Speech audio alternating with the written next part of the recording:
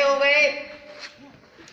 आज ये नेताजी सुभाष चंद्र बोस जो महान स्वतंत्रता सेनानी हैं, इनकी आज 128वीं जयंती हम मना रहे हैं। और यदि नेताजी सुभाष चंद्र बोस भारत में ना पैदा हुए होते, ये आजादी की लड़ाई में हिस्सा लिए ना होते, तो कहते हैं चाहे लाखों गांधी पैदा हो जाते लेकिन भारत कभी आजाद नहीं होता। अब इनके जीवन पर मैं थोड़ा सा प्रकाश डालता हूं। देखिए, नेताजी सुभाष चंद्र बोस का जन्म ओडिशा में बंगाल के अंदर कटक में हुआ था 23 जनवरी 1897 को। इनका परिवार बहुत संपन्न था। इनके पिता का नाम जानकी बोस था और माता का नाम प्रभावती था। इनके पिताजी सरकारी वकील थे, कोई कमी नहीं थी। और इनका व्यक्तित्व शुरू से ही कुछ ऐसा था, तेजस्वी। ये गलत बात सहन नहीं करते थे। अब आजादी की लड़ाई में वैसे ही नहीं कूदे। विद्यार्थी होने के नाते आपको सबसे पहले इनके विद्यार्थी जीवन का कुछ ध्यान होना चाहिए। इन्होंने यहाँ बीए पास किया और इसके पश्चात ये इंग्लैंड के अंदर आईसीएस की परीक्षा उत्तीर्ण करके आए थे, जो यहाँ पर आईएएस के इक्वल होती है।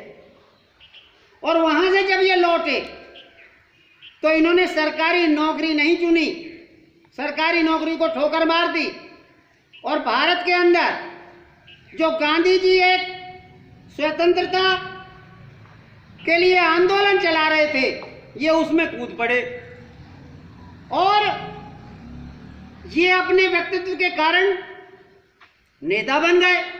लेकिन ये कांग्रेस से अलग क्यों हुए? क्योंकि इनके विचार कांग्रेस से नहीं मिलते थे। ये एक उग्र नेता थे।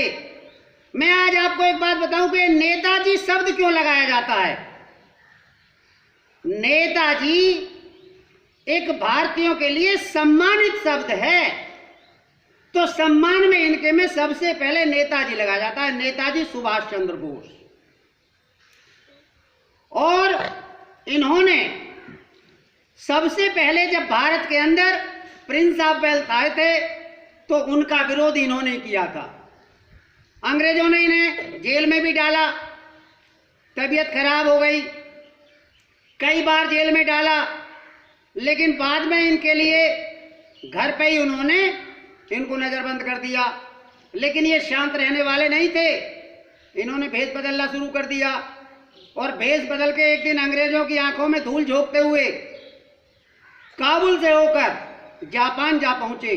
और जापान पहुंच करके इन्होंने स्वयं घोषणा कर दी कि मैं यहां हूं। और जापानियों की सहायता से इन्होंने एक सेना का गठन किया जिसका नाम था आजाद हिंद फौज। इनसे पहले वैसे एक रास बिहारी बोस इस सेना का गठन कर चुके थे, लेकिन जब ये उसमें पहुंचे तो उसमें एक नई चेतना आ गई और इनका भाषण ओजस्वी था। इनके नारे से को आपसे पूछने लगे नारे कौन से थे, इनके दो नारे थे बेटा। एक तो था दिल्ली चलो। इन्होंने 1943 21 अक्टूबर को भारत के आजाद होने की घोषणा कर दी थी। तो दिल्ली चलो और जय हिंद, एक तो इनका ये नारा था। और एक नारा इनका फेमस था कि तुम मुझे खून दो, मैं तुम्हें आजादी दूंगा। इनका कहना है कि देश कंकड़ पत्थर से नहीं बनता, देश बनता है वीरों के खून से, वीरांगनाओं के खून से, सिंदूर से। आजादी कोई ये चीज नहीं है कि लेके खा ली। आजादी इनके अनुसार शेरनी का दूध होता है और उसको शेर बच्चे ही पचा पाते हैं। तो आपको कुछ भी हो, अब देखिए इनके जीवन पर यदि प्रकाश डाला जाए तो आपको महीनों सालों लग जाएंगे।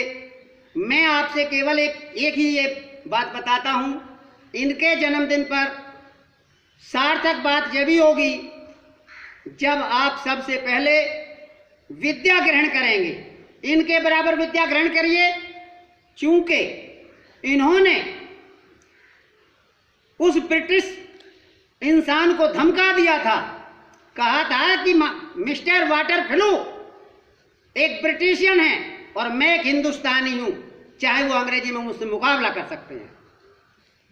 तो ऐसे नेता बनने के लिए आपको सबसे पहले शिक्षा के क्षेत्र में अपने व्यक्तित्व को निखारना होगा। और अब आप तो सौभाग्यशाली हैं, आजाद भारत में जन्म लिया है, तो इस आजाद भारत में जन्म लेने के साथ साथ अब आपको आज़ादी थोड़ी लेनी है, इस आज़ादी को कायम रखना है। पढ़ाई पढ़िएगा, वैज्ञानिक बनिएगा, फौज में भर्ती होकर देश की रक्षा कीजिए, पुलिस में भर्ती होकर के आप नागरिकों की सुरक्षा कीजिए, किसी विद्यालय में टीचर बन के आप विद्यार्थियों को अच्छी शिक्षा दीजिए, किसी भी महकमे में आप जाएं और अपना नाम कमाएं।